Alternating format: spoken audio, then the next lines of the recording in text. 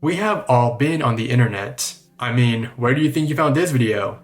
Obviously, the internet has billions of websites, and me personally, I've been on so many. Some that I'm not proud of. But throughout my internet journey, I've fallen for a bunch of scams, including hoax websites. So in today's video, I thought it would be a fun idea to compile a bunch of hoax websites and talk about the history of them. But before we get into it, sit back, relax, get some snacks, maybe some Sour Patch Kids. Yep, that's my editor right there. He has no name and I do not pay him. But let's just get straight into it.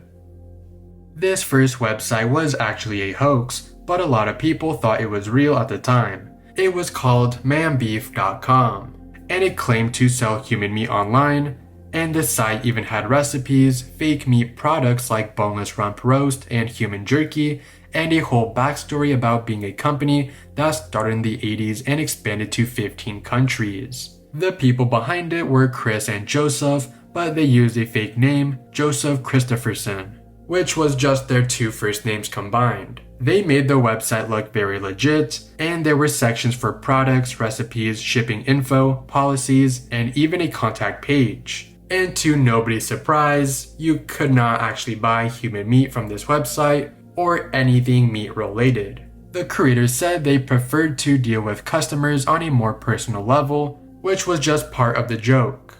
The site got very popular and gained about 500,000 visits each day, and it fooled so many people that the FDA started looking into it, but once they realized it was fake, they instantly dropped the investigation. Some places even got in trouble just for talking about the website. In Sudan, a newspaper got shut down for 2 days for printing a story about it.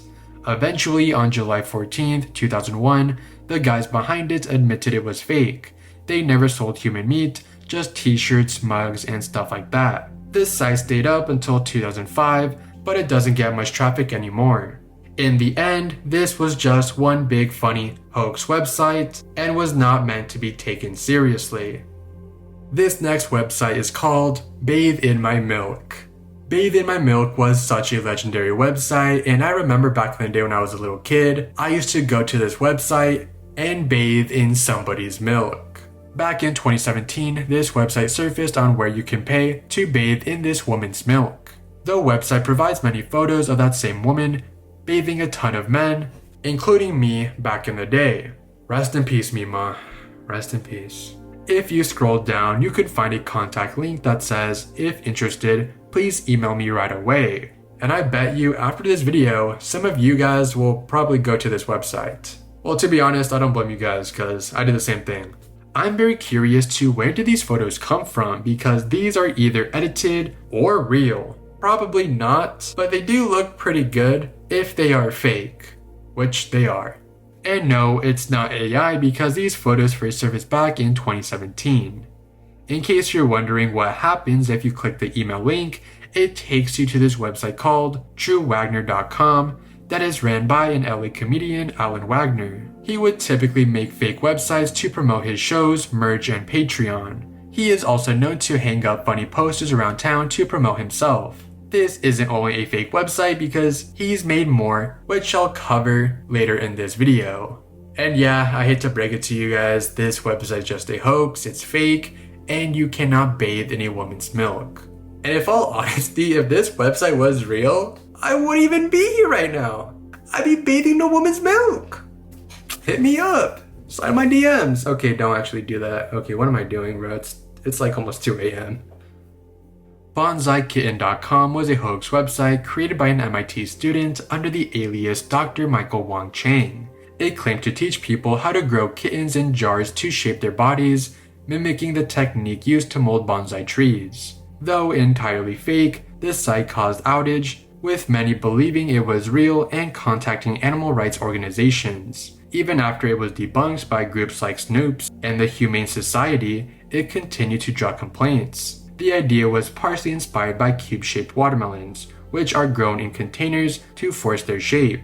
The website featured photos of kittens in jars and presented the practice as a lost art, aiming to satire how society treats nature as a commodity. Despite the site's satirical intent, it was labeled cruel sight of the day, and quickly removed from hosting at MIT after backlash. Animal welfare groups, the FBI, and various organizations condemned the site, with some even calling for legal action. The FBI even investigated it under a law signed by President Clinton in 1999, though many activists acknowledged it was fake. They argued it still encouraged animal cruelty. The website eventually moved to Rotten.com servers, yes, the Gore website, but was mirrored by others, keeping the controversy alive.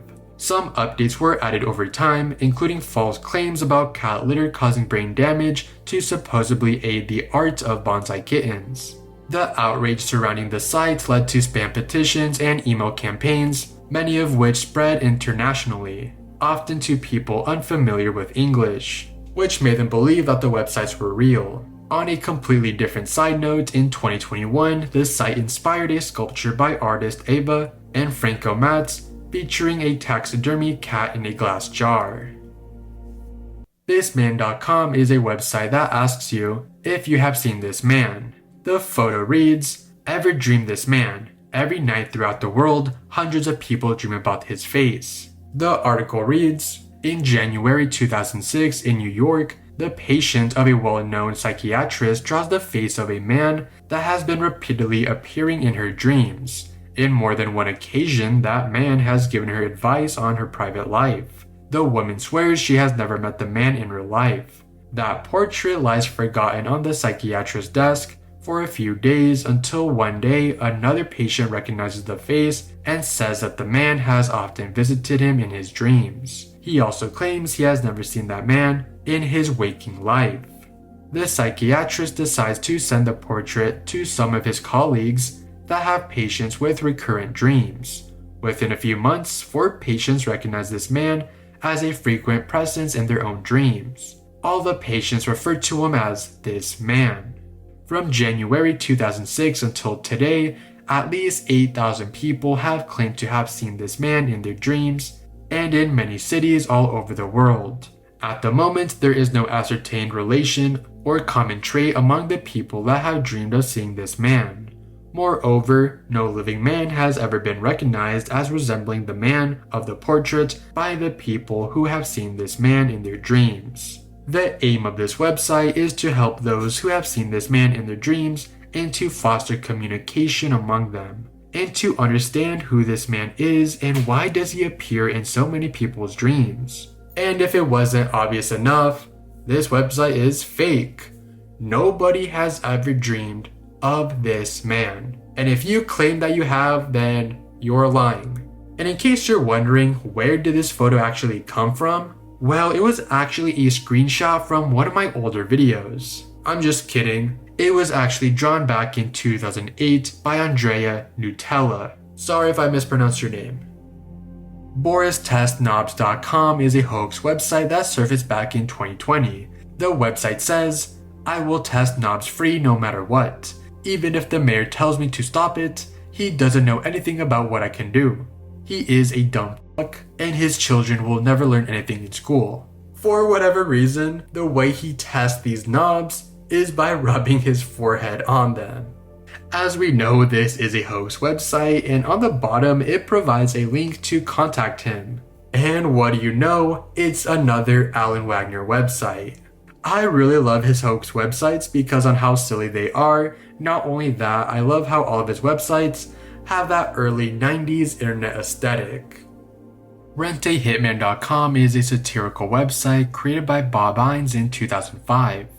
Originally, he bought the domain for a tech project with friends that never happened, so the website sat unused for a few years. When Bob checked the email tied to the domain in 2008, he found hundreds of messages asking for hitman services. Now, most of these were jokes, but in 2010, one email from a woman in Canada asking for 3 murders seemed serious. He reported it to the police and the woman was arrested. After that, Bob turned the site into a fake contact killing service, filling it with obvious jokes and fake testimonials to make it clear it wasn't real. It even claims to follow the Hitman Information Privacy Protection Act, a parody of a real law. Despite all the clues, people continue to submit serious requests. Bob says he gets about 8 to 10 a month, and if someone seems serious, especially after a 24-hour cooling off period, he turns the info over to the police. He's been running the website ever since and thinks it helps save lives by catching people before they carry out violence. In total, he believes about a dozen people have been arrested and some lives have been saved because of this website. In 1997, a man by the name Tom Way created a hoax website called DHMO.org, aka Dihydrogen Monoxide Research Division. This fear-mongering website claims that dihydrogen monoxide is a deadly chemical compound because it causes corrosion and rust, it's found in tumors, it can kill you if you inhale it, and it contributes to acid rain. This website uses big words to scare people about this chemical. But what exactly is dihydrogen monoxide? Well, it's a fancier word for H2O, aka water. This is a troll website for dumb people, which is kinda funny. And it's not like this website spreads misinformation because all the facts on the website are true. They just use fancier words saying that if you inhale this chemical compound, you can die. Which in other words, you could drown in water. As mentioned, this website was made in 1997, however there was another joke website that was created back in 1994 where a guy protests to ban dihydrogen monoxide. So 3 years later, Tom creates his own version of the website that went viral a year later on April 1st, 1998, which was April Fool's Day. How many people are in space right now.com is a website that tells you how many people are in space right now. However, this website is not accurate, therefore I'm counting it as a hoax website. I tried doing research on when this website was made, but I could not find a definitive answer. But I believe it was made back in 2009. At the time of me recording this video, the website says that there's 10 people in space right now. However, the correct answer is 13. Interesting website nonetheless. This next website is not a hoax. Instead, it's a random website that I found and I want to share it with you guys. Eelslap.com is a website where you slap a man with an eel by moving your cursor side to side. This website was made back in 2011 by the guy who is getting slapped by the eel.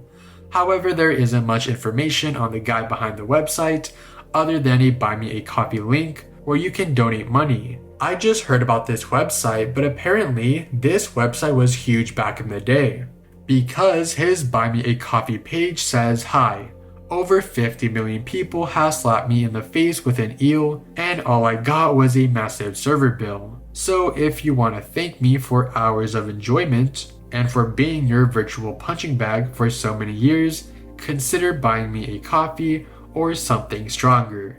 So yeah, as mentioned, this is not a hoax website and it does not relate to anything about this whole video. It's just a random website that I found that I just had to share it with you guys because in what other video could I possibly even share this website to you guys? So why not add it to this one?